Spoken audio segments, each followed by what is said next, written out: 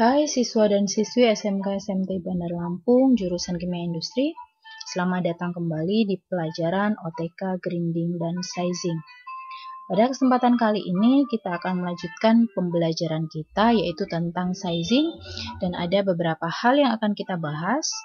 Yang pertama ada pengertian sizing, yang kedua ada jenis-jenis permukaan ayakan, yang ketiga faktor yang mempengaruhi kecepatan pengayakan, dan yang keempat adalah ukuran ayakan. Nah, kita mulai dengan pengertian dari sizing. Sizing itu sering disebut juga dengan penyeragaman ukuran. Artinya proses untuk memisahkan atau membagi campuran partikel yang berbeda ukurannya menjadi bagian-bagian yang hampir sama, yaitu sama-sama dapat lolos melalui satu lubang dengan ukuran tertentu. Sizing ini juga sering disebut dengan istilah pengayakan, yang kalau kita artikan kembali, di sini artinya adalah pemisahan campuran berbagai macam ukuran butiran menjadi dua bagian atau lebih dengan menggunakan permukaan ayakan. Jadi pengayakan biasanya itu dilakukan setelah dilakukan proses grinding atau penghancuran. Untuk tujuan dari proses pengayakan ini ada bermacam-macam. Yang pertama adalah mengendalikan ukuran partikel. Jadi kita menginginkan ukuran partikel yang masuk atau keluar dari suatu unit itu mau ukuran berapa, maka kita melakukan proses pengayakan. Kemudian yang kedua, mencegah material yang sudah kecil ukurannya masuk ke unit crusher. Jadi kalau untuk tujuan yang kedua ini, pengayakan dilakukan sebelum proses grinding atau crushing. Jadi dipisahkan dulu antara material yang sudah kecil dan yang masih besar, sehingga yang masih besar itu dimasukkan ke alat crusher.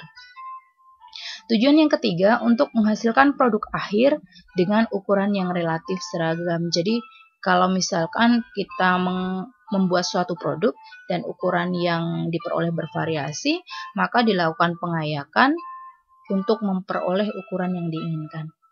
Dan yang keempat adalah membersihkan produk dari kontaminan. Jadi di sini pengayakannya dilakukan untuk memisahkan antara produk dan kontaminan. Nah, kalau kita lihat di sini pada gambar sebelah kiri ada permukaan ayakan. Jadi ketika kita masukkan umpan, kemudian dilakukan proses pengayakan, umpan yang tadinya berukuran bervariasi, sangat bervariasi, akan terpisah menjadi dua kelompok ukuran, oversize dan undersize. Apa itu oversize? Oversize itu jika ukurannya itu lebih besar daripada ukuran lubang, sehingga dia tertahan di ayakan. Dan undersize itu adalah ukuran padatan yang ukurannya lebih kecil dari ukuran lubang ayakan, sehingga adalah dia yang lolos ayakan. Nah, untuk ayakan itu bisa dilakukan bertingkat. Yang pertama itu bisa dilakukan secara tunggal. Jadi di sini ukuran ayakannya hanya satu macam, sehingga umpan itu hanya dibagi atau dipisahkan dengan dua ukuran, oversize dan undersize. Bisa juga dilakukan secara bertingkat, misalnya dengan dua ukuran ayakan. Jadi di sini ada ayakan kasar dan ayakan halus, maka umpan yang tadinya bervariasi akan dipisahkan menjadi tiga kelompok ukuran yang lebih seragam. Ada oversize, ada on-size, dan ada undersize. Selanjutnya adalah jenis-jenis permukaan ayakan. Ada tiga macam jenis permukaan ayakan. Yang pertama ada kawat anyaman. Di sini permukaan ayakan dibuat dengan cara menganyam kawat atau woven wire. Kawat yang digunakan bisa berupa baja, nikel, perunggu, tembaga, atau logam lainnya. Jadi dianyam namun tidak rapat sehingga masih ada lubang yang bisa digunakan untuk mengayak. Jenis yang kedua adalah plat berlubang. Jadi permukaan ayakan dibuat dari sebuah plat yang dibuat berlubang-lubang sesuai dengan ukuran yang diinginkan. Dan permukaan ayakan yang ketiga adalah batangan grizzly. Pada jenis ini permukaan ayakan dibuat dengan menyusun batangan logam yang biasanya digunakan batangan baja. Pada jenis ini sistem bukaannya bisa bervariasi bentuknya, bisa berbentuk lingkaran, persegi, ataupun persegi panjang. Nah, untuk faktor yang mempengaruhi kecepatan pengayakan itu ada 4. Yang pertama adalah ukuran bukaan ayakan atau ukuran lubang ayakan. Semakin besar diameter lubang, maka akan semakin banyak material yang lolos. Artinya proses pengayakannya semakin cepat. Yang kedua, kecepatan pengumpanan. Di sini, kecepatan pengumpanan harus sesuai dengan kemampuan dan keadaan skrin atau ayakan. Jika laju umpahan cepat, maka kecepatan pengayakan bisa meningkat, namun akan menurunkan kemungkinan lolosnya partikel undersize. Jadi akan lebih banyak bagian oversize-nya. Yang ketiga adalah korosi pada kawat ayakan. Nah, adanya korosi ini akan memperlambat proses pengayakan karena menyebabkan celah ayakan mengecil dan bahkan tersumbat oleh korosi. Yang keempat adalah kandungan air. Jika kandungan air banyak, maka akan sangat membantu.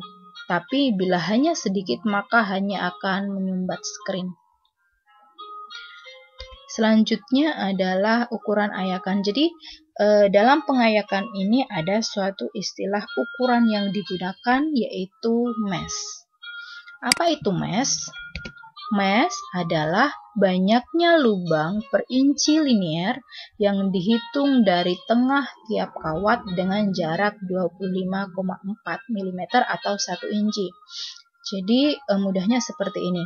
Kita mengukur suatu luasan seluas 1 inci linear atau 1 inch kuadrat. Jadi 1 inci panjang, 1 inci lebar. Kemudian di area luasan itu kita hitung berapa jumlah lubang yang ada dalam 1 inci linearnya, dalam 1 inci panjangnya. Maka itulah yang disebut mesh. Jika ukuran ayakan itu dinyatakan dalam milimeter, maka angka yang ditunjukkan merupakan ukuran materialnya, besar kecilnya material. Maka ayakan dengan nomor mesh kecil artinya jumlah lubangnya sedikit, maka ukuran lubangnya besar. Berarti ukuran partikel yang melewati juga besar. Dan sebaliknya, jika ayakan nomor meshnya besar, artinya dalam 1 inci linear itu jumlah lubangnya banyak, sehingga lubang ayakannya kecil-kecil, berarti ukuran partikel yang melewatinya juga kecil. Nah, pada saat pengayakan itu sebaiknya granul tidak menumpuk pada satu sisi, agar kesempatan granul untuk lolos dari ayakan itu bisa berjalan dengan maksimal. Nah, ini merupakan tabel antara ukuran ayakan dalam bentuk mesh dan dalam bentuk incinya.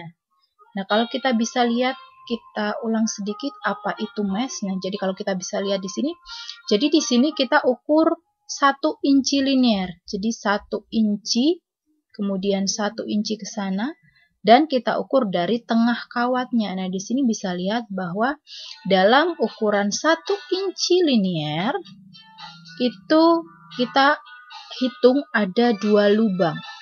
Maka ukuran ayakan ini adalah 2 mesh. Nah, di sini disediakan tabel perbandingan ukuran mesh dengan berbagai ukuran partikelnya. Jadi kalau bisa kita lihat, semakin banyak meshnya, maka ukuran partikelnya itu semakin kecil. Hal ini sesuai dengan pengertian dari mesh tadi. Nah, selanjutnya ada istilah-istilah yang lain. Di sini ada mesh opening. Kalau kita bisa lihat gambarnya, mesh opening ini adalah ukuran lubangnya dari pinggir kawat dalam sebelah kiri dengan sebelah kanan. Kemudian ada thread diameter, ini adalah diameter kawatnya atau diameter benangnya. Kemudian ada weft atau warp mesh count, ini adalah jumlah benang atau kawat dalam permukaan ayakannya, dalam panjang dan lebarnya. Nah, demikian pembelajaran tentang sizing pada kesempatan kali ini. Semoga bisa dipahami dan sampai ketemu dalam video selanjutnya.